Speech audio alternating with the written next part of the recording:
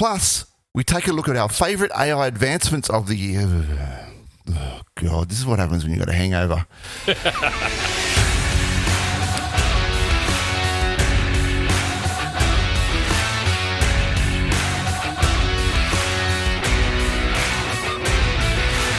Welcome to GCP Live, episode number 55 for Friday, the 15th of December, 2023. GCP Live is sponsored by Kasna. At Kasna, we make your Google Cloud solutions possible. And I'm your host, Stephen Bancroft. On today's show, it's a bumper Xmas special. We check out the favourite show moments of the year. We look at the top 3 hacks of the year. Also, this year's All-Stars have been announced and it's a doozy. Plus, we take a look at our favourite AI advancements of the year in the AI wars. But before we get to any of that, I'd like to introduce the co-hosts of the show, Ian Brown. How you going, Ian? I'm not too bad, Becky. How you doing, mate? We'll get to why he's having a little chuckle in a minute. And I've got to cast the thousands here with me today. Let's start with Troy Beebe. How you going, Troy? G'day, how you going? How you going? Good. And Lizzie Reed, how are you? Welcome back to the show. I'm good, thanks, Banky. Thanks for having me again. No problems. And Rick, always good to have you on, mate. Rick Elsam. Yeah, hey team. Thanks for having me back. Yes.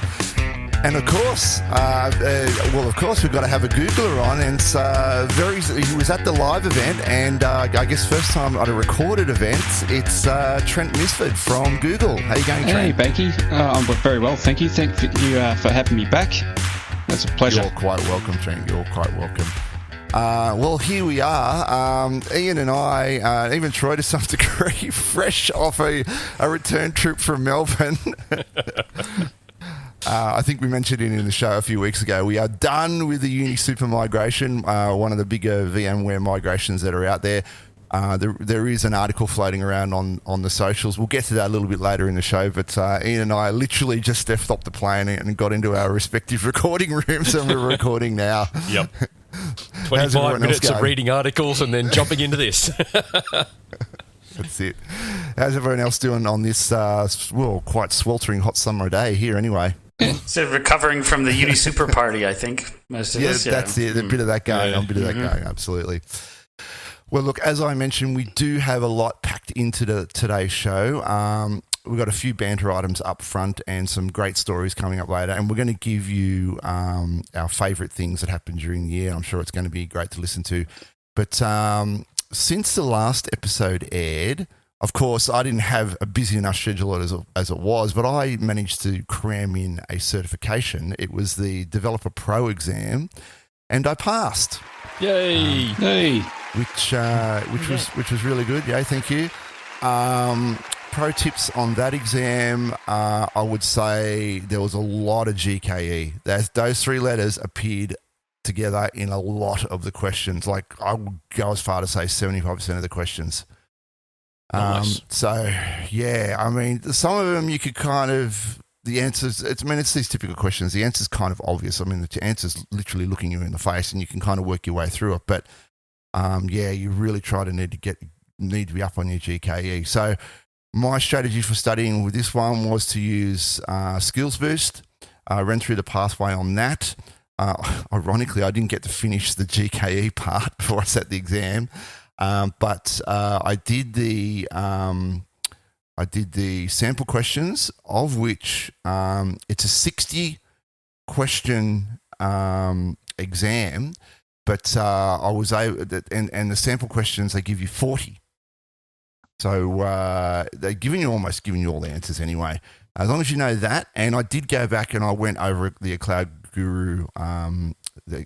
Guru questions again, but that was a little bit dated. I just wanted to refresh my memory on that. That was my kind of strategy for that. But not only me, we got a couple of other certs that have gone by. Trent, how did you go? Banky, yes, thank you. I redid the data engineering cert, which has been overhauled, actually. So I did it 2 years. And how'd you go? Well, I passed. So I wouldn't bring this up as a topic if I didn't pass. We'd skip it. There's learnings in failing as well. Very wise, yes. Okay. But yeah, I'd just like to point out that the ML part of the data engineering cert's been dropped. So if you're not up with your ML, that's fine. But all the goodies are there. So if you're down with your big query, which I imagine everyone would be in data engineering, PubSub, Dataflow, and a couple of the newies as well, Looker sort of made its appearance, which is great. Dataplex turned up, so it was actually really good, a fun exam. But I passed. Yeah, and what would be your... What was that? Sorry, Autocost? What was Autocost? Autoclass. Autoclass. I'm glad. Actually, that's a really good point, because our friend Ian here wrote an article on Autoclass, which I happened to read by chance the week before I took the exam. So high five, Ian. Thank you very much. I got that one. I'm useful for things sometimes. Good work. Yeah. And what would be your pro tips for passing that one? I think it probably helps to studying. Yes, studying is really good. Yes, Cloud Skills Boost. Or your pro tips for studying for that one. What would you say? Use Cloud Skills Boost. I would use Cloud Skills Boost and get on the tools. Absolutely. Yep. Yeah, and get on the tools. Right. Yep. Okay. And sample questions. Just drill the sample questions. Absolutely. Yeah. Go on to cloud.google.com and drill down into the sample questions for the data eng exam. Very helpful. Yeah. Yeah. And Lizzie. Yes, so I'm actually fresh off the database engineering exam. Sat it this morning and passed. So well done. Well done. Was also touch and go whether I'd be talking about it today, but so it's got a wee bit of overlap with the data engineering one. It's actually, I think, the newest cert in the Google Cloud certs. It only came out about 2 years ago, which means there's not a heap of resources out there, sort of third-party resources. But the Cloud Skills Boost was really useful for studying for it. And then, of course, a bunch of practice questions. But it has a bit more of a focus on, I'd say the data engineering one seems to have a big focus on BigQuery and kind of data processing and analytics, whereas this database one, it's more around some of the more transactional databases and things like data migrations, troubleshooting performance issues, configuring for disaster recovery, that kind of thing. So, if you're studying for your database, your data engineer one, it's a good one to tack on, I think, and kind of, get bang for your buck with your study. Two birds with one stone. Exactly. What would be your study pro tip on that, Lizzie? Cloud Skills Boost, do the labs, because you can there's actually probably, it goes into a little bit more detail. So like actual kind of configuration steps. So actually going through those labs and going through the steps is really useful. Just curious, do you guys have any like tips, and actually, because some of those cloud boosts have a lot of information. How do you try to absorb the information? Take notes or reabsorb it, or just rely on labs? Yeah. Generally, I read it twice before I look at I have to read it twice before I take it in, and then just do lots and lots of practical stuff. Yeah. Yeah, I'll quite often review videos multiple times, but I do watch it on times 1.5 or times 2. Mm-hmm. I've discussed that previously in the show as well. The labs generally I only do once, because there is a lot of repetition in a lot of the labs as well. Mm-hmm. But the thing for me is the sample questions. I'll absolutely drill the sample questions 5 or 6 times until I can just read the first sentence and know what the answer is. I just know that concept. Yep. Yeah. Yeah, that's what I did before I resat the Cloud Architect exam, was just did those sample questions over and over and over again until I had it in my head as I know this now. Mm-hmm. Yep, that's right.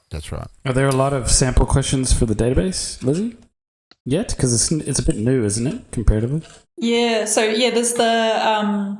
there's the I think set of 20 sample questions on the Google Cloud website. I think there's also some third-party sites you can dig up a few other ones. But I didn't find any trouble finding practice questions. Cool. Well, let's move on. Congratulations to everyone that passed the exams. That's great. And if you haven't got a certification, I highly recommend you go out and you do one. You could probably do that Digital Cloud Leader one. That's a really great introduction one. Now, we did mention at the top of the show about Unisuper, and there is an article, I'll link it in the show notes, but we need to sort of slap ourselves on the back a little bit for this one because Kasna gets mentioned multiple times in this article, and it was a really good write-up and discussing what the project did for Unisuper and what the outcomes were and what they're going to do in the future, how it's going to help them. They can expand and move on, and now they have a full cloud-native environment. Yeah, it's an awesome article, and it only dropped yesterday. I just saw it in IT News yesterday morning, and I was just stoked to read our name mentioned in there a few times.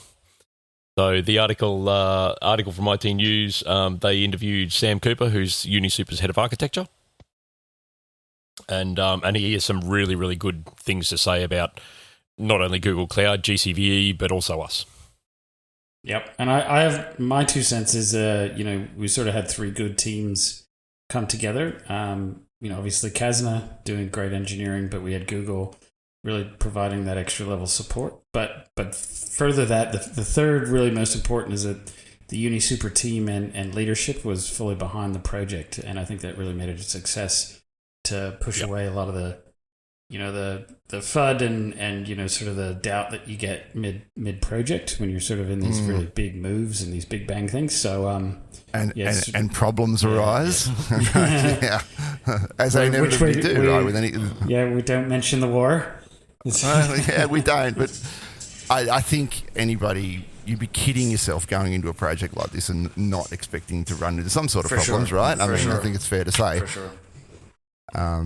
So yeah, go take a listen, go take a look, a read of that. I linked it in my socials, and there's a few comments there on my LinkedIn post. But yeah, all right. Well, let's moving on here. Just quickly, one more item before we get on to the community news. Google deleting inactive accounts. I think this one's been doing the rounds. This one's been doing the rounds for a little while now, though. I think we covered it before. Mm. Yeah, so what are they saying after 2 years of inactivity? Yeah, so basically if you don't log into your Gmail account for 2 years, and so I need to preface this by saying if you don't log into your personal Gmail account for 2 years or more, Google will scrub it. Mm-hmm. And they're citing security concerns for it because obviously 2 years ago the world looked a lot different than it does currently. And they're not concerned about organisation accounts because theoretically organisations have someone there to manage the security of the account and ensure that passwords are changed and all that sort of stuff. I think that if you were to create a Gmail account and never, ever use it, then it's probably not unreasonable that it gets deleted at some point, right? It can't exist forever. Oh, 100%. Yeah, 100%. I don't think what Google is doing here is a bad thing. No. I think if anything, it's just more a bit of housekeeping. Yeah, that's it. That's a good way of putting it, actually. And it's just housekeeping. And it is a free service, right? It is free. Let's keep that in mind. Yeah. It's to clean up. But Google do say that there's no plans to delete accounts that have YouTube videos attached to them. Okay. So they'll keep their content on YouTube. Yeah. So I guess it's a call out here. If you know of someone or you yourself have an older account, then go and all you got to do is log into it. Yep. There's actually there's a few more activities you need to do to ensure that it's kept. You've got to actually scan or read through an email, and then it'll keep it. Oh, sorry. Yeah, I was just saying, I don't know if we brought it up last time, but I'm really curious to see if there's ever any engineering info that came out about the migration for Gmail from, what was it before, to Spanner? It was on Bigtable, right? Moved to Spanner. It'd be really interesting. It's on Spanner now, that much I do know. Yeah. And yes, I have seen some internal articles about the effort that went into it, and full credit to the Google engineers. Like, you can only imagine that, what was required to do that. But I don't know if there's publicly available information on that. So that could be a good topic for you, Banky, and Ian, for another podcast to discuss what went into that. We'll see if we can find something. Yeah. Talk about migration. Yep. How many, was it 9 billion accounts or something 9 like billion. that? It's like the population of the planet. Yeah. I think it's like, is it 2 billion? It might be more. I don't know. There's enough. It's a lot. Yeah, migrations don't get it any bigger than that. Yeah. You would think it'd be largely automated, right? You just set it and go, and it would just flick the accounts over one at a time. Yeah. Yeah, I was going to say halfway through that, you wouldn't want to get cold feet. Roll it back. Well, I mean, I think Roll it back. Yeah. from what I heard, there's some interesting stuff because some hackers use email headers to exfiltrate data out of organizations and stuff. So you'll have email headers that are absolutely massive in megabytes that were causing problems with the automation in the migration, things like that, right? You just don't expect, and it'd fail for various reasons, right? Yeah. And they have to quarantine that mailbox and handle it separately. Yeah, okay. All right, well, that's enough banter for now, guys. Let's get on with the community news.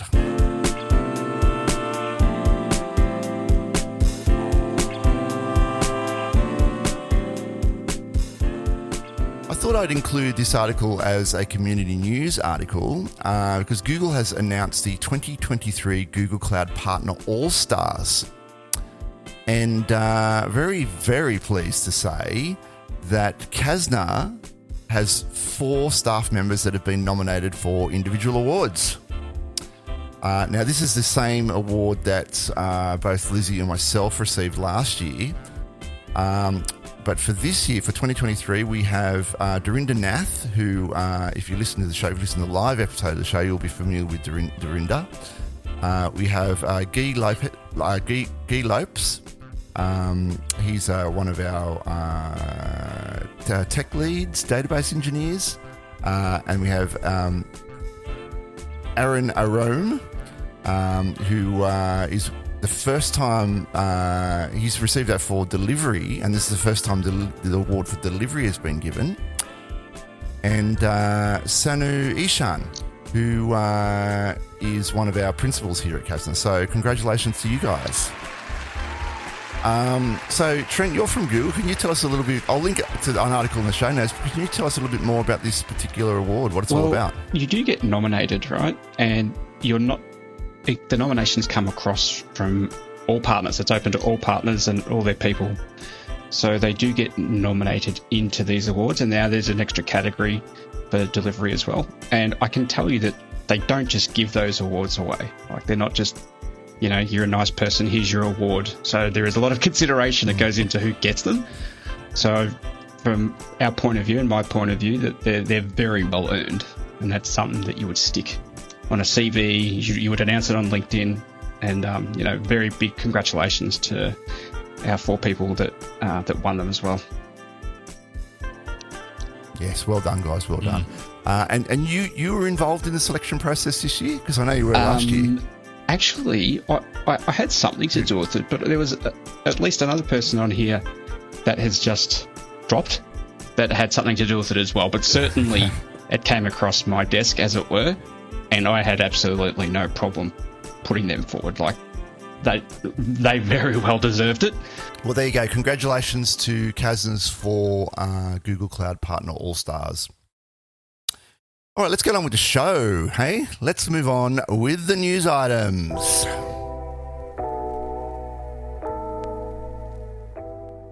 All right, straight off the top for the news items today, I thought we'd look at a few show stats for the year.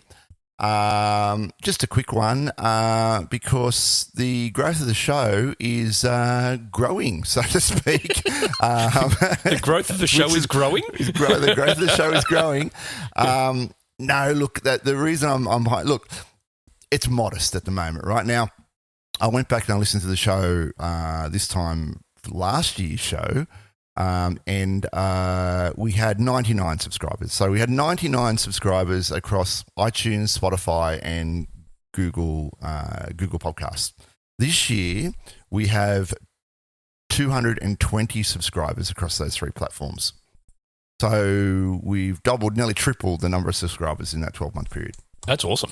And it's climbing. It's not plateauing. It's a 45-degree climb on the graph. So I posted it out on an internal channel the other night, and you may well have seen that. But just something for all you listeners, 220 of you now apparently. yeah, there are people listening to the show, and if you're one of those, you could probably write into the show, gcplife@casna.com.au, and just give us some feedback and tell us what you like or what you dislike about the show. It'd be great. And we thought on that, talking about what happened during the year, we would give our favourite things that occurred during the year. What we did on the show. Now, Ian, I know I've got a couple of good ones here, but we've probably heard me talking enough. I thought we might kick off with Ian. What was your favourite moment of the year, or three moments of the year? Obviously, the most favourite episode that we did was that little recording that we did right at the tip of Cape York, standing there watching the water rip through. That was awesome. And the adventure getting there and back. Along with maybe the death of an engine, which I hear might be back in your hands shortly. Very, very shortly. Yep. So yes, the 4B is getting a new heart transplant. And very, very soon it should be up and running. So, for doing skids. So that was the episode. There was the flood. And that was episode 44. 44. That's going to be a question. Yeah. Yep. And then I suppose the next favourite one, and it was really a toss-up between the flood and the live show. The live show was phenomenal. I loved it. I loved the interaction that we had. I loved the panel that we had, the games that we were doing, all that sort of stuff. It was great fun. And it was great. Yeah, running that show was fantastic, and I think everyone in the audience really loved it as well. And if we do it again in 2024, I mean, we could. I don't know. I've made my mind up if we're going to make it an annual event or maybe like every 50 shows. Don't know. I'd really like to see everyone along to that and have a big audience to that, because that would just make it fantastic. But I think the funnihiest part about that show was Trent leaving, and then Trent's not leaving, and then Trent's leaving again, and then Trent's not leaving. Sorry, mate, I had to. So where are we at with Trent? No, he's still here. He's still here. Trent's here. Trent's here. Ricky, do you have any favourite? Oh, sorry, Ian. I had one more. We have one more, yeah. Which was the moat. The episode 41, which was the moat. Was the episode that we did about the supposedly leaked Google memo about we have no moat. That was all about OpenAI and how they were taking the world by storm. And hasn't Google fought back there and given and sort of capitalized on the recent debacle at OpenAI. And the Chat GPT apparent sort of failure, it's getting a bit screwy as data's being fed into it. Yeah. So they were my three picks. That was a good one. There was another one in there that I was a bit further down the track, was Red Hat closing off access to its source code. Yes. Or its source packages. Yeah, I can recall us having a chat on the CBs and boring our wives to death on our trip. And probably for about everybody 45 else minutes about that. And probably everybody else within 15 kilometres of us. Anyone else? Rick, do you have a favourite moment? Yeah. I actually quite like the when you got Troy in straight off the plane from Google Next. Bit of behind the scenes. No, that was pretty good to hear those. Yeah, and hear all those insights and a bit of better banter about how Banky did go. Well, this year's in Vegas, so we'll see. Yeah. Because you could have actually gone, couldn't you, because of being an all-star or something? Well, I didn't know at the time, but they had a special all-star event where only the all-stars would go. Like the partners, the CEOs everyone was locked out. It was only the all-stars that were permitted into it. No, I guess it's just another excuse for a piss up at the end of the day. And we're down for that. And I think next year, JK's actually another Kasnian. He's submitted a talk to Google for Next. So let's hope that gets picked up and we can see him at Next. Yeah, and actually he did a great little piece on Rust, which was a Google Cloud thing. So we might I'll chuck that in the show notes as well. Yep. And I'll just probably one other one, probably the move also I quite like. I think Yeah, mostly because I like he talks about like all the stuff that you guys are doing with Commodore 64s, the 8-bit, and like, yeah, it's crazy the sort of effort that you go into just to spin up a Commodore 64. I admire that, and it brings back memories. Yeah, to get those vintage machines up and running and keep them running, it's effort, serious effort. Yeah. It was effort. It was effort back in the 80s. Imagine what it's like now, where the parts aren't available. Yeah. Yep. Well, I've got a couple here as well, but anyone else got any more before I move on to those? More favourite moments? I think we've touched on the live show. I mean, that was fantastic. So I did have the live show in my list, but outside of that, May the 4th, the episode's called The Force, and it's episode 39. And the great thing about that is Ian and I, it was recorded on May the 4th, which of course is Star Wars Day, but we went through and we had the top three things, or our three things, three ways the Empire could have used Google Cloud to accomplish their mission. Yep. Or three ways, and then Ian did 3 ways the Rebel Alliance could use Google Cloud to accomplish their mission. Yep. That was great fun. It is great. I went back and had a listen to that. It's fantastic. Geez, that was hard to come up with, though. It was like, oh, God, what am I going to think of here? Yeah, and I had to do some homework and went back and watched a few of the episodes again. And, I think we did well in the long run. Yeah. They're all plausible. What we came up with was all plausible. Plausible. We'll leave that up to the listeners, eh? Yeah, and of course the challenge was, and I mentioned this in the piece, Star Wars, you think it's a sci-fi, and you think of it as being very techy, right? And there's lots of gear and gadgets and all that, but they're not often interacting with the tech, right? Quite often the interaction is between the people, right? And that's what you get attracted to. It's like the engagement between the people. The only time you see interaction with the tech is, R2-D2 might be doing that little spinny round thing, or you've got Obi-Wan pulling that lever down. That kind. It happens very rarely when you think about it, right? Or they're shooting each other in the face. That's kind of what happens a lot as well, right? And the stormtroopers are always missing. They're always missing, yeah. Couldn't hit the side of a barn with a shotgun.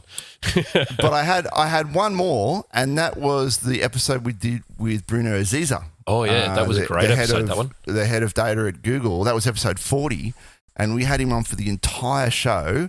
And we asked him a lot of questions about Australia, and it's a good listen. It's quite funny. And that was just after Next, must have just been just after Next or around that time, because he just unloaded. He said, here's all the announcements for data, and he just told us the whole thing. It was great. Yeah. Yeah, that was a fantastic episode, that one. Yeah. Yeah, really good to have someone like him on the show, that's for sure. Look, that's what we thought made up. It was fantastic for the show during the year, but let's move on with a couple of news items, hey? Let's do it. First one off the top, second one now. Google trolls AWS. Now, this is funny. This is hilarious. I love it. You love this one, Ian. Yeah. I saw this one in the news, and basically Google rented the MSG Sphere outside of Las Vegas's MGM Grand, I think it is. Anyway, they've rented this sphere, which is just this massive advertising ball, and they've put a whole heap of generative AI images in there that sort of coalesce into a Google Cloud logo. And then it all breaks apart into the slogan, which is a new way to cloud. And they did this right through AWS's reInvent conference. Oh, it'd be like AWS doing it in the middle of Next. Yep. Some heroes don't wear capes. Yeah, I know. That's it. Right. It was a bit of a coup, right? Because I don't think they'll be able to do it again. Everyone's gonna cotton on to make sure you rent. They're going to wake up to that. Be part of the the MGM's conference package that you'll have to rent the Sphere, so your competitors don't continually spam everybody walking out. Yeah, troll you with their advertisements. Interestingly, I was actually right at the bottom of this article that that we've got, the cost of the Sphere is no small sum of money. Report suggests the going rate for advertising runs as high as $450K a day. That's a whole day, though. That's a whole day. Chicken It's feed. $450,000 for a day's advertising on this thing, or or up to $650,000 for a week. Can you get segments though? Because we could like a GCP Life, 5 minutes.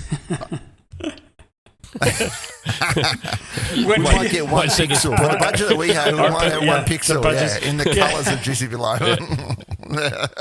It might send us break to get that one pixel. They could have had bonus points by using our AI button, and it could have just saying AI. Maybe. Look, that's a funny one. But look, let's move on to something a little more serious. Google Drive has lost some data. Yeah. And it's unexplained. Yeah, so this... Trent, what's this going is on? news to me, so it probably didn't happen. But yes, I read the articles as well, but I don't know. I don't know like what happened internally or anything like that. There hasn't been anything announced, like officially. It wasn't part of your housekeeping, was it? Cleaning up. It's interesting because it was reported by users saying that they're missing files in Drive and they can't recover them. They went through Google support and it was basically a case of you need to use a recovery option and recover them that way, but that didn't work. And it says in the article here, a Google Community Manager did respond to the original poster of the issue, saying that Google is investigating the issue and it only impacts a limited subset of Drive for desktop users. So it specifically mentions Drive for desktop. That'd be like a synchronization thing then, like from the desktop app. Because it synchronizes the file system, your local file system. So yeah, that's right. Yeah, it's like a Dropbox, yeah. Yeah. It does say that their drive structure reverted to how it looked in May. So what are we talking there? Well over 6 months. Problems going back to then. Yeah, there is a follow-up article saying Google has announced a fix. Have you guys seen that? There was an article 3 days ago. It says, Google's announced a fix to recover those missing files. It doesn't have any analysis about what the actual cause was, but they've given people options to recover them, which is good. Okay, so they aren't lost to the ether then. They are. The files are around somewhere.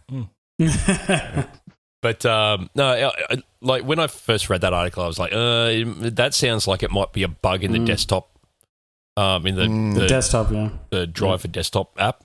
Yeah, so maybe that's all it was. They just come out with a fix and they rolled out a new fix for it. Drive is on Google on problem solved. GCS on Google Storage Bucket, right? So there's no overwrite. It's always versioned, so nothing could really get lost. Even if you delete files, you still have all the previous versions are up there. So it would have been just like a pointer problem to time frame or something like that. Yeah. Right. Yep.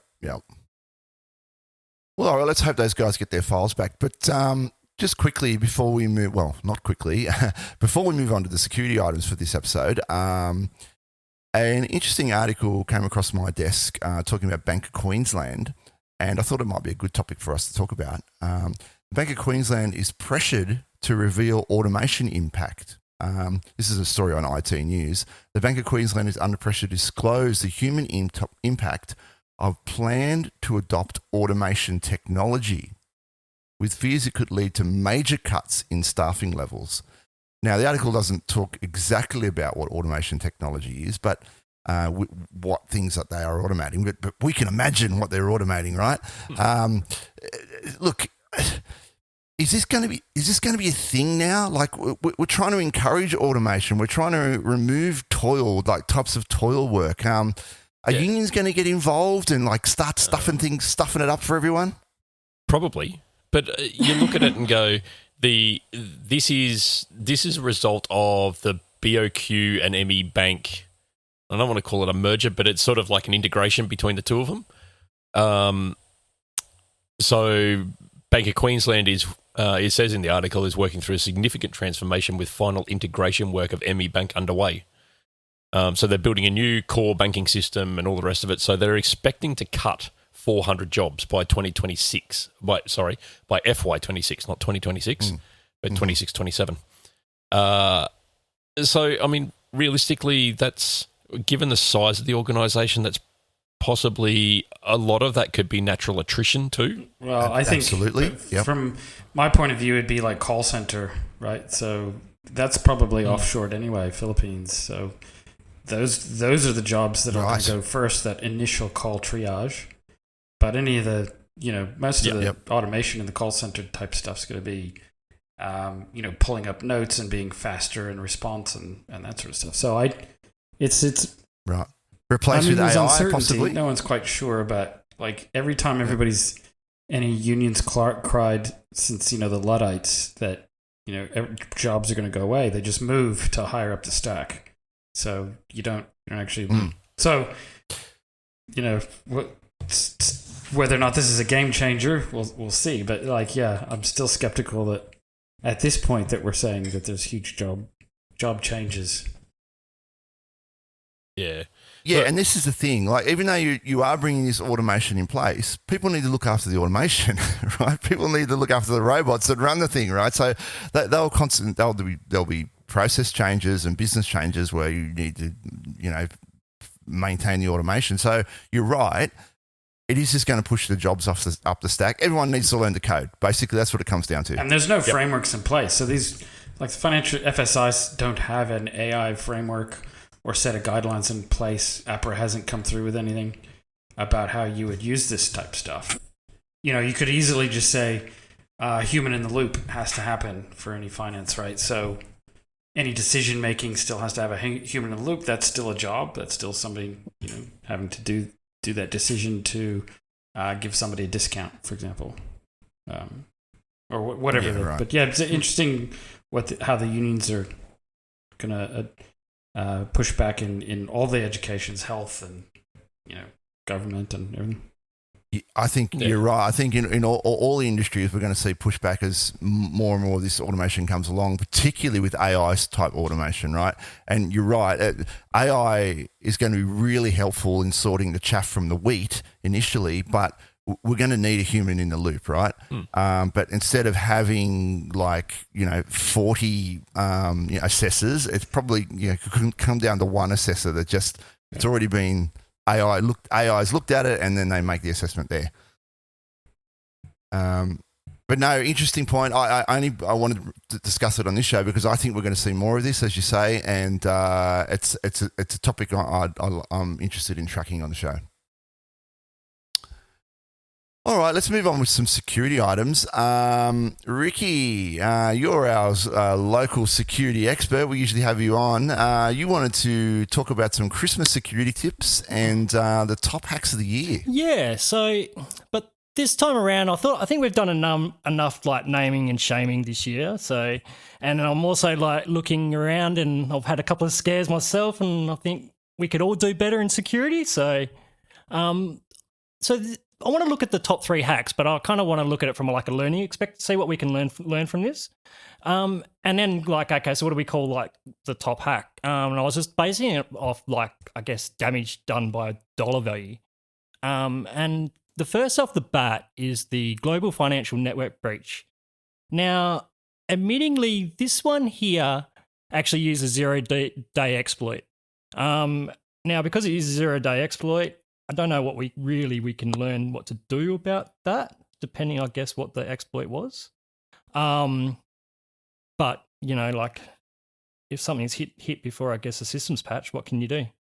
That one there was an estimated cost of $100 billion with ongoing investigation. They infiltrated the system for months, siphoned funds, manipulating markets before being detected. Response involved international cooperation, shutting down systems, and then patching the vulnerabilities. Yes. Yeah, so that huge. One, yeah, it is huge. I guess what you can learn from that, how did they get away with it for so long? It's one way to get into a system, but surely it leaves a trace. So you have to be pretty good not to leave a trace, but Just really good at covering their tracks. maybe, but even there are scripts out there that will delete your tracks on a Unix system and cover it up. Yeah, but how could they siphon so many funds and manipulate markets without it triggering an alarm? Anyway, so I'm moving on from that, but I guess the learning from that is make sure you have logs for everything. Yeah.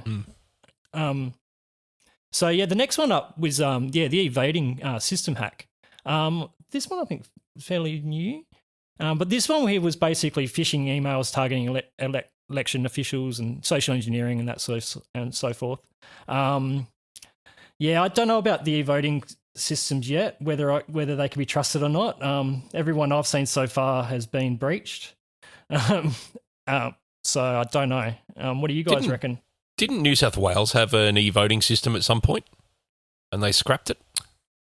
During the pandemic, we voted online, and the last election, we've had to go back to the polls. Yeah, we voted on paper the entire time. Well, it's crazy. At the same time, do you really think voting on paper is that secure either? No. You know, so anyway, but the cost of damage of that one was 50 million, and loss of elections, reputation damage, and ongoing investigations on that one. So the hackers altered voter registration data, manipulated vote counts in several local elections before being caught. Yeah. Do we know the? Surely this is a problem. Surely that's a problem blockchain could solve, right? I mean, it sounds like a perfect candidate for that. You do a vote, it goes into a bloblockchain, and then it can't be altered. I mean, come on. I can't believe that just came out of your mouth, Banky. That you mentioned the word blockchain and a use case. It does happen, right? All right, moving on. So the next one is these critical infrastructure attacks. These one here, also not really sure what we can do about this one because this was a coordinated botnet attack targeting power grids, water treatment facilities and transportation systems. I don't know. This one to me sounds like state actor, maybe even military. I don't know. What do you reckon, Ian? Was that one over in the US? Yeah. So that one they reckon was a state actor. Yeah, definitely. It's definitely targeted and but that's cost 20 bill. just a cool 20 billion. Pocket change. And the whole point of it was just. It wasn't to actually gain any sort of monetary benefit, and this is why I also agree on the state actor. It was purely just to create blackouts, water contamination, and to disrupt travel. So there was no monetary value of actually doing this. I know. Yeah, it was just there to see what they can stuff up. Yeah, there's a lot going on, I guess, geopolitically, military. So who knows? Yeah. So I just wanted to cover those three. They're actually quite sophisticated attacks, so there's not really much to be learnt from them. But having said that, there has been a lot that have not covered the basics. Like I think when we looked at that Horizon report in one of the episodes, and was it 60% you said in no password? Oh yeah, there was another one. So I think that water hack, the way they got in was a default password on something.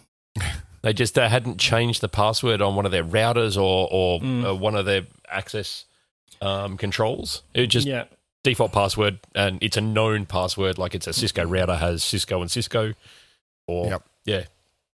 But they didn't even have any filters or ACLs in place to prevent connection from external. I mean, come on, that's security 101. Yeah, but we won't name and shame. I think I think there's some things we could all be doing. So I just don't want to become that puppet. Don't poke the bear. No, like I talking this and showing the next thing on national news, so I don't want that. No. But just to look at all the attacks in general, and if you want to learn from all of them, and one of the things I guess that we've seen do a lot of it has been wrong is to do with the actual, not the attack itself, but how the response was handled, the incident response.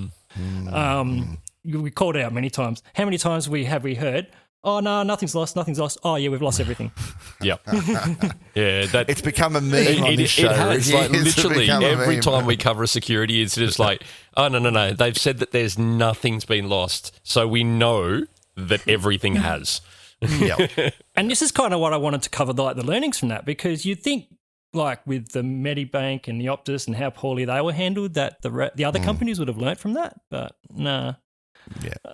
It's become a Leslie Nielsen film. Yeah. Move on, nothing to see here. Yeah.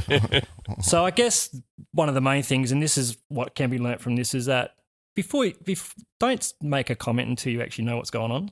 Absolutely. And then also do some sort of like post-mortem, like blameless, like do a blameless post-mortem, you know? Don't just throw some engineer on the bus, you know, like, because it's never one root cause. And if it's multiple failings usually. Yeah, there's never one root cause. And while you're focusing the blame on one, you're actually not really getting to the core of the problem. You're not really going to solve it. It's going to happen again. And Rick, you were going to give us your Christmas security tips for this year. Yes.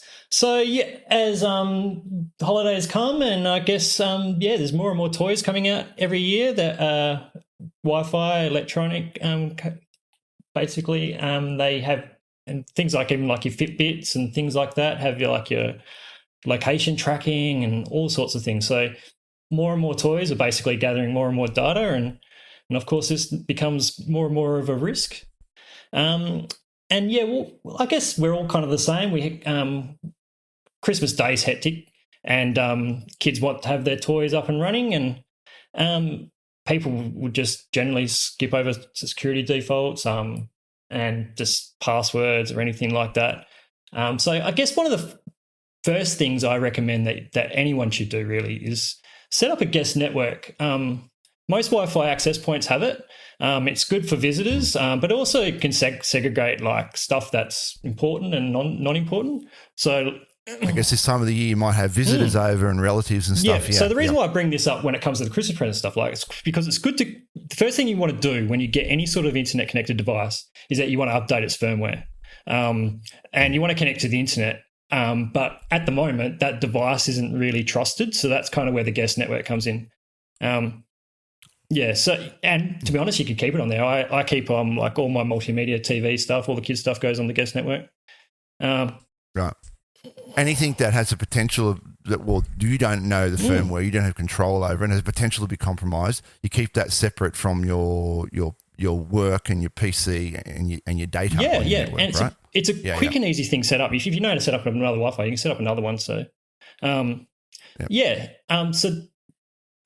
guess one of the other things is it comes down to a lot of people, and I think we brought this up earlier. Don't have like just a basic password. Actually, set a password, even on your kids' devices and things like that.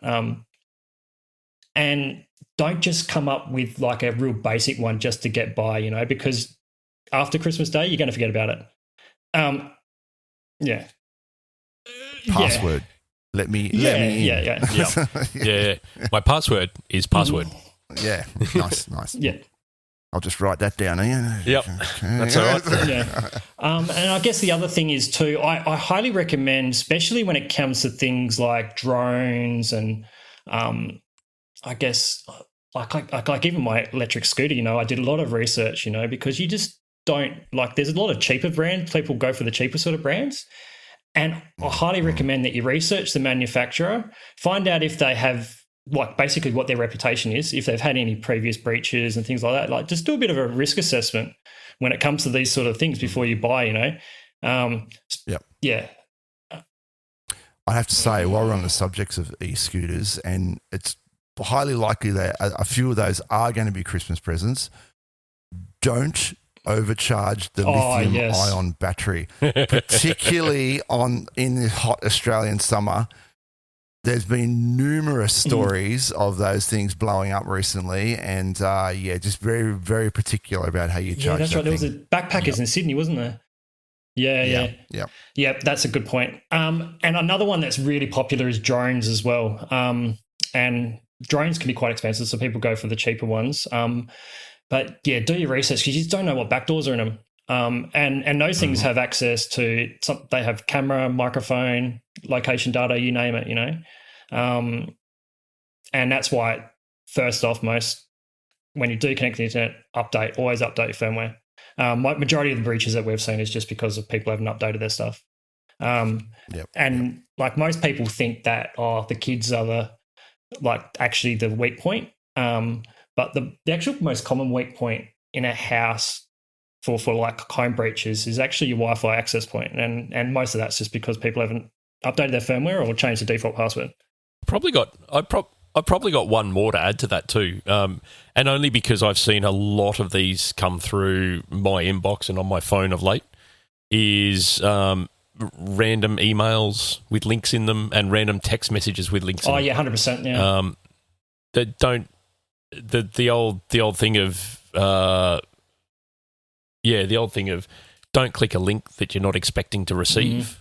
Like if you get an email from someone saying that you've got an Australia Post delivery scheduled and you need to click this link to accept it or whatever, it's garbage. Bin it. Yeah, that's all, so that brings me up to there's also another point, and that comes down to the actual Play stores and stuff and that as well.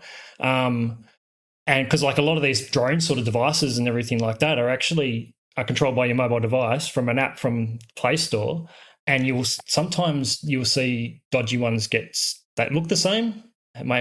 Slight difference on the name, and you download that one thinking it's that, and then you're done. Yeah. Yep. And just be cautious of the amount of permission you give them. I was looking, I installed the Skybus app for when we're down in Melbourne, that I can use Skybus to get to and from the airport. And it wants access to my calls and access to my location and access, like all of this access. I'm like, no, you can't have any of that. You can have location whilst I'm using the app. That's it. Yep. That's good. That's a good tip as well. Trent's got a great bit of advice here. Yeah. I was just thinking maybe we just don't buy the kids Christmas presents this year. I mean, it'd be a lot simpler. Look, I'm all about security here, right? That's what I'm thinking about. You're going to explain that to your kids? Yeah, you do that. Go for it, yeah. Hey, kids, I'm security focused, yeah. No Christmas this year. Kids, I was on the podcast and Rick said that you couldn't have presents because they were a security risk. Wait, it wasn't me. Trent's the Google Grinch, not me. All right, guys, thanks for the security updates. Should we move on with the AI Wars?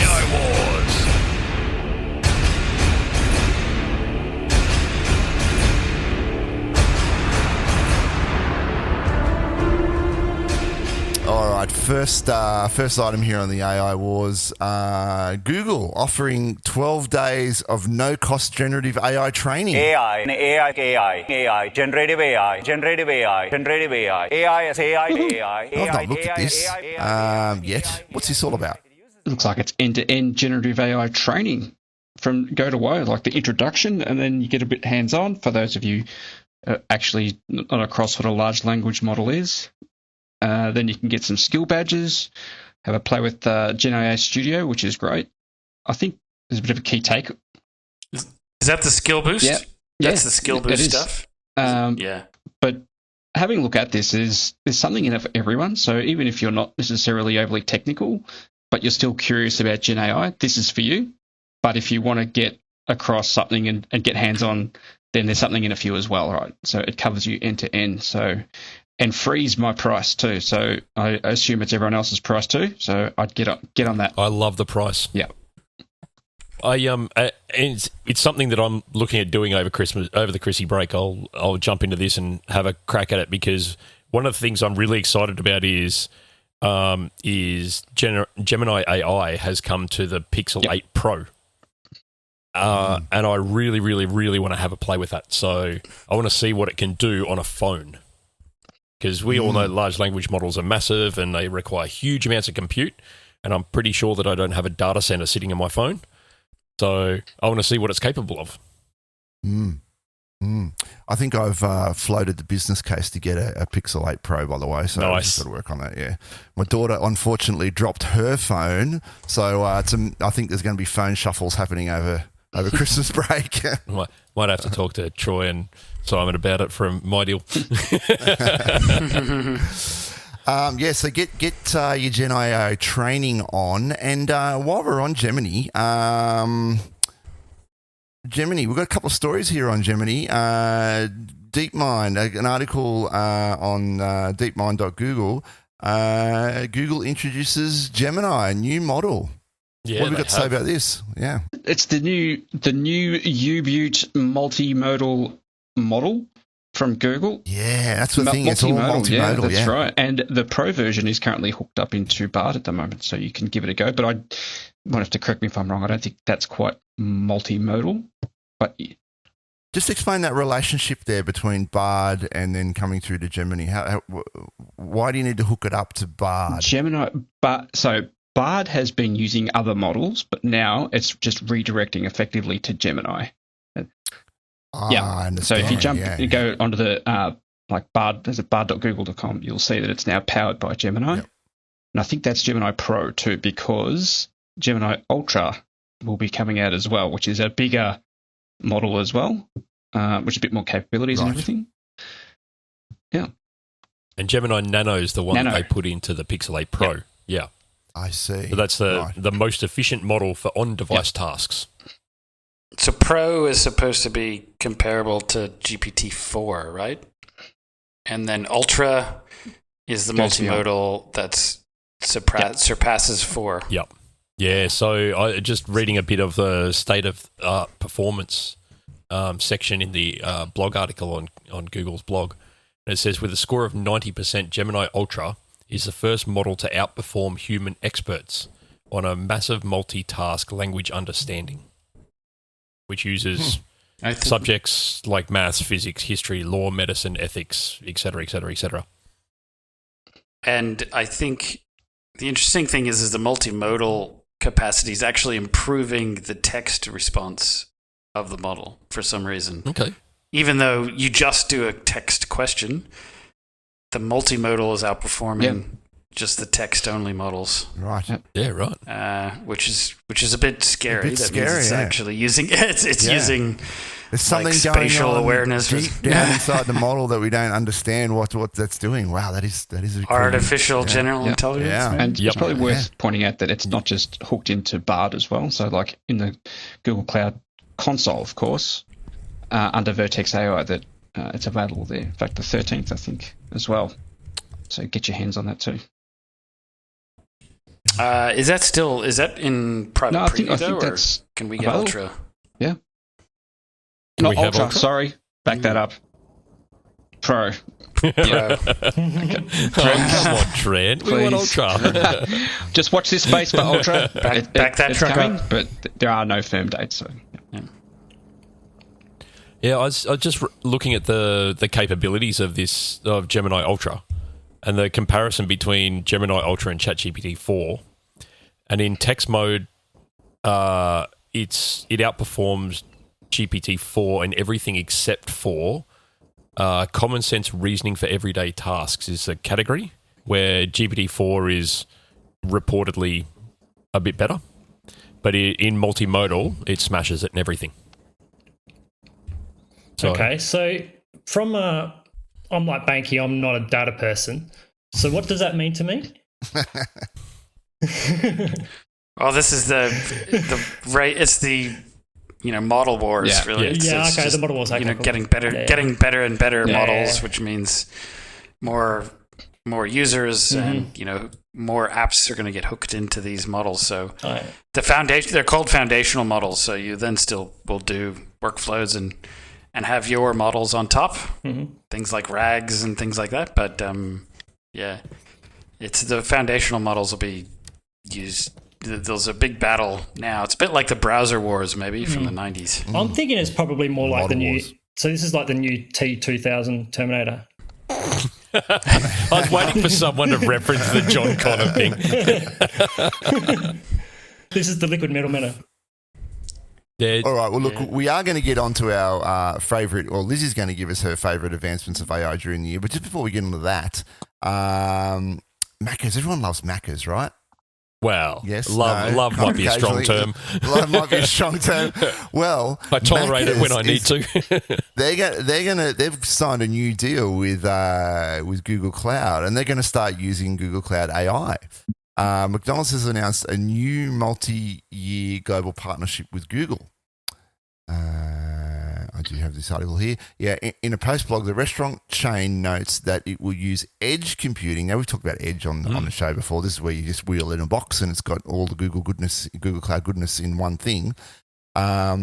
Edge computing from Google Cloud to power these new platforms. This will bring information storage and high-powered computing to individual restaurants. Now, look, that sounds great, but I just really want their app to work properly. That'd be good. It'd be good if you opened it up and it didn't either crash or reorder the previous order that you made. That'd be fantastic. Let's just get that right. Striking chords with everybody. This is Yep. this is for the restaurants though, Banky. So this will be. I think they've already rolled out stuff with Google Edge, which distributed Edge, which does things like checks if there's rubbish on tables, for example, and it'll improve queue lines for people that are queuing and stuff like that. So it's a lot of sort of operational stuff from using vision and other data points. And I could see how the AI could help with maybe their stock ordering as well to keep Sure.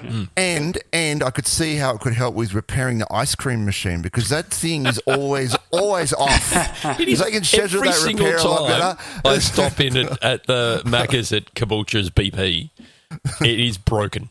I don't think I've ever seen it working. See, I'm just wondering how long until we actually don't have any cashiers or actual human burger cooks anymore. Yeah, makes you wonder if the unions are going to get involved shortly. Oh, they could. Oh, they'll be there. Don't you worry about that. If they've got something to bleat about, they'll bleat. Yeah. See, GCP Life, we're on the cutting edge of all hot topics. I'd just like to say that McDonald's is a wonderful Google Cloud customer and that I really look forward to seeing this technology in action. Absolutely, Yeah, yeah. It's going to lead to improvements across the board, and I'll tell you what I really would like, and I hope they introduce this because you make an order on your app, right, and then you got to go and you got to tell the person at the window what your code is, right, and it's always really awkward. Why don't we have a QR code on the app and we just scan the QR code on the way through, and bang, it just pulls it straight in. Yep. Well, that's and you got to see this firsthand this morning, Banky, when we went to the airport. That's what Skybus does. You go in, you go up to the little terminal thingy, you pay your money, they print out a little docket that's got a QR code on it, you walk up to the bus, the person at the bus scans it with a phone, and you're done. You're done. Yep. Yeah, so Google, McDonald's, the app has made a lot of improvements and they've really streamlined things, but I think this is going to take it to the next level. This is going to turn it up to 11. So, yep. More McDonald's to be eaten. I'm trying not to. Right. And look, just to finish up the show, we thought it would be fun if, Lizzie, you can take the lead on this one. If you could tell us your 3 favourite advancements in AI that came out this year, because this time last year, ChatGPT was the hotness. It had just come out. Everyone was, all over it. Look what this is going to do for us. And then there was a big buzz at the start of the year, and then it's kind of it's ho hum now. So, what were your favourite things that came out, Liz? Yeah, it is quite incredible to think, isn't it? ChatGPT kind of first came out just over a year ago, but it feels like longer ago, I feel, because we've been just talking about Gen AI so much for the last year, and there's just been lots of developments kind of coming thick and fast. So I thought I had to keep it focused on Google and kind of do a bit of like a year in review of some of the AI developments coming out of Google. Last March we saw Google come out with Bard, which was their entry into the Gen AI chatbot arena, going head to head with OpenAI's ChatGPT. So had a play around with that, and it's pretty neat. I think it's got a few nice features which have made a lot of people prefer it over ChatGPT. So, for instance, they offer a few different features for free, whereas you need to pay for those in ChatGPT. For instance, you can and you can analyze images with prompts for free, which is cool. And also, one thing I found when I use ChatGPT, I usually want to back up any prompt with a Google search anyway, right? To check, hey, is this legit? Whereas Google has that built in, Bard has that built in, so you can you can follow up with a Google search, which is good. The second big one was Duet AI. So yeah, if you were following Google Next, there was a lot of Duet AI all over that. It's effectively an AI assisted tool to boost productivity, and Google have integrated that into a bunch of different things. So there's Duet AI for developers, which helps with code generation, troubleshooting, integrates into all your IDEs. I'm not sure if you guys have played around with that, but it's pretty awesome. Yeah, I'm a inside tester on that one, and I've been playing with it for ages. It's great. Yeah, so that's a good one. And then also there's the Duet AI for Workspace, which will integrate into all your workspace apps like Gmail, Slides, Sheets, to help you, I guess, with your everyday work, writing emails, writing docs, generating images. So very cool stuff. And then, the third one, rounding out, we've just mentioned Gemini, announced earlier this December, natively multimodal. So instead of kind of cobbling together multiple models, it's built from the ground up to be multimodal, integrating into Bard and also the Pixel 8 Pro, which, thank you, very excited about. And kind of competes and beats ChatGPT-4 on a number of different tests. So I think Google have well and truly, caught right back up in the Gen AI wars. And I'm looking forward to seeing how it all plays out next year. I'm sure we've got lots more excitement to come. More leapfrogging next year, because this is the thing. But Bard, as you mentioned, was launched in March, and the feeling, like from our perspective, was that they had to rush something to market. They really had to get in on the game. They kind of got, I don't know, Trent, I don't know if you're able to comment on this, but it really seemed they got sideswiped by ChatGPT. The sudden explosion of it, and we've got to scramble to get this thing out. I take your point. I think that, it's noted, right? Google's probably caught a little bit off guard there, but we had this, right? In fact, I was using it internally, but I didn't really know what it was. It was fun, but then, ChatGPT came about, and I think Google thought, well, we better get ours out as well. We're very relevant here, and that's where we ended up today. Yeah, my take on that, I think, is I think Microsoft might have forced Google's hand on that one, and I personally, I don't think Google really wanted to release it just yet, because I guess there's a lot of things that still need to be ironed out, especially like ethically and things like that. Yeah. But there'd been a slow burn in Google, right? We've seen the progression with Vertex AI and Google's AI capabilities, just this slow ticking away, and we kind of felt there was something was going to happen. But in one way, Google kind of needed the push, really, to get it to happen, because you're right, Ricky. It was very, very slow. And I think Google has really capitalized on the disaster that has been the OpenAI nonsense of the last month when they had that debacle. Google's really capitalized on that, because they sort of lost their way there for a bit, and Google's released Gemini, and Bard's now using it, and Duet AI is out full-fledged, up and running. So I think Google's very much the leader in this space now.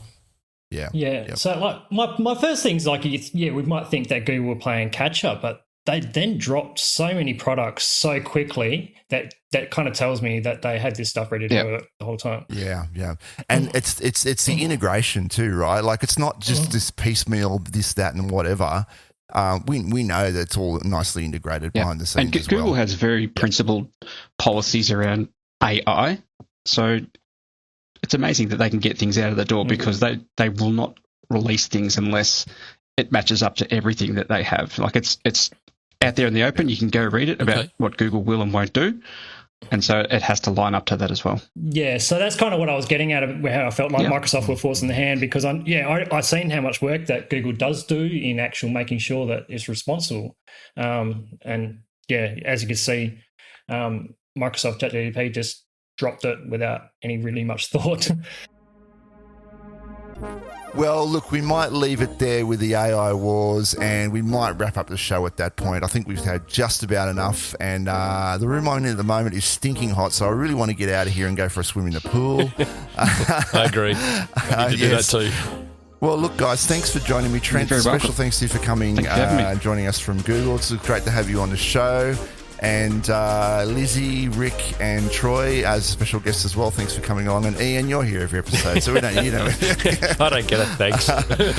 Look, guys, and have a Merry Christmas to everyone out there. Hey, Merry Christmas, Happy New Year. Enjoying the time off with your family and get lots of Chrissy presents and eat lots of ham and probably drink and be merry as well. Prawns, mate, prawns. Prawns. Not in the sun, though. No. Don't forget, go to iTunes, write the show a review. That would really help the show out. And you can contact the show, gcplife@casna.com.au. We've got the website there. Just Google that. And Ian, maybe we need to knuckle down and get that Mastodon server going. Yeah. That'd be really good to do. Be nice, and wouldn't don't forget, today's sponsor is Casna. At Casna, we make your Google Cloud solutions possible. That's about it from me. Anyone else got some more comments to add? No. Merry Christmas to everyone, and hope to see you listening in next year. Fantastic, guys. We'll leave it there. See ya. Bye. Bye.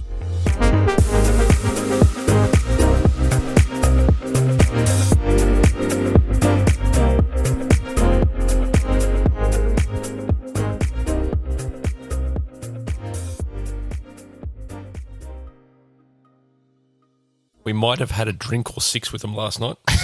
Right. So, hang on. And you flew back today? Yeah, this morning. Jeez. How secondhand were you on the flight? Very, very secondhand. I drank 3.5 litres of beer last night. I bet you did. That's insane, though. And numerous scotches. What was the feeling like? Because the Unisuper people were there. Oh, they were, yeah, it was great. They were getting stuck into it too. Celebration, yeah. Yep. And Stu turned up and it all went downhill.